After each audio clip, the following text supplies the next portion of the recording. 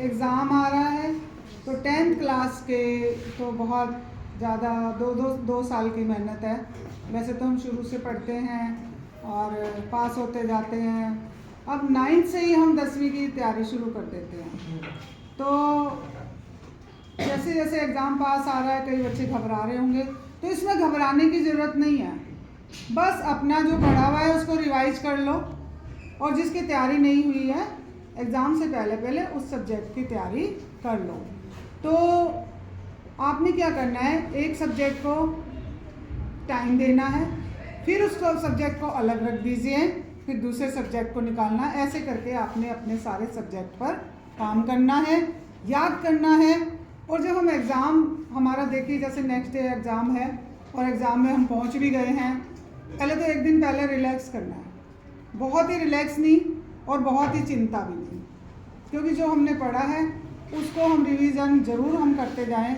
और एग्ज़ाम से पहले लिखने की भी प्रैक्टिस करनी है, क्योंकि लिखेंगे नहीं तो वहाँ नंबर ही नहीं आएंगे। मान लीजिए आपको बहुत सारा याद है और आप जब वहाँ लिख नहीं रहे हैं तो आपको कोई नंबर नहीं आएंगे।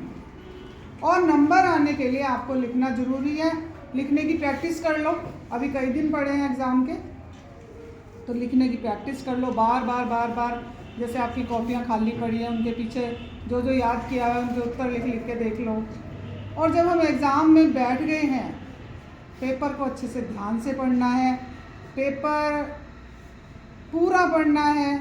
और जो जो प्रश्न आपको पहले ही आते हैं, बहुत अच्छे से आते हैं, उनको सबसे पहले कर लो, उनके उत्तर सबसे पहले कर लो। कई बच्चे क्या करते हैं, सिर्फ प्रश्न उतारे छोड़ दिया, प्रश्न उतारे छोड़ दिया। ऐसा नहीं करना है, क्योंकि जब तक आप उत्तर नहीं लिखोगे तो आपको एग्ज़ामिनर जो चेकर है वो नंबर कैसे देगा। जब तक कॉपी में भरी नहीं होगी, कॉपी में भर के लिखा नहीं होगा, आपको नंबर कहाँ से मिलेंगे। खाली छोड़ कर आओगे तो भी नंबर नहीं मिलेंगे, थोड़ा सा कुछ कर आओगे तो भी नंबर कम मिलेंगे। तो हमें ध्यान देना है कि अच्छे से वहाँ लिख कर आए। जैसे मैं हिंदी की बात करूँ, हिंदी का पेपर बहुत लेंथी होता है, बहुत बड़ा होता है, तो उसमें क्या है, बहुत लिखना पड़ता है, हाथ दुख जाते हैं, कंधे दुख जाते हैं। इसीलिए पहले से लिखने की प्रैक्टिस कर लो। घंटा 2-2 घंटे लिख कर बैठो, लिखो, करो। और वहाँ पर कुछ भी बच्चों कोई भी क्वेश्चन या उसका आंसर छोड़कर नहीं आना है।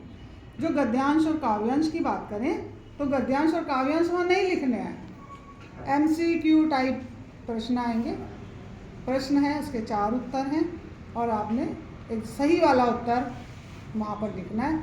और वो तब लिखेंगे जब हमने वो पहरा पढ़ा होगा या वो काव्य खंड पढ़ा होगा।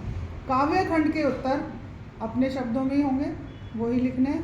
MCQ है तो वो उठा के वहाँ पे अपने आंसर शीट पे लिखना है, और यदि नहीं है तो अपने शब्दों में उत्तर देना होता है हमने काव्य खंड का।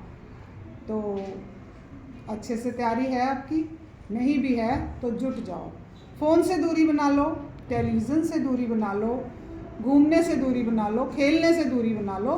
हाँ, प्राणायाम जरूर करना, गहरे लंबे श्वास, अनुलोम विलोम, कपालभाति, ओम का जाप, और आपने ये सब जरूर करना है। अध्यात्म यानी भगवान का नाम जरूर लेना, जिस भी आप देवी देवता को पूजते हैं, या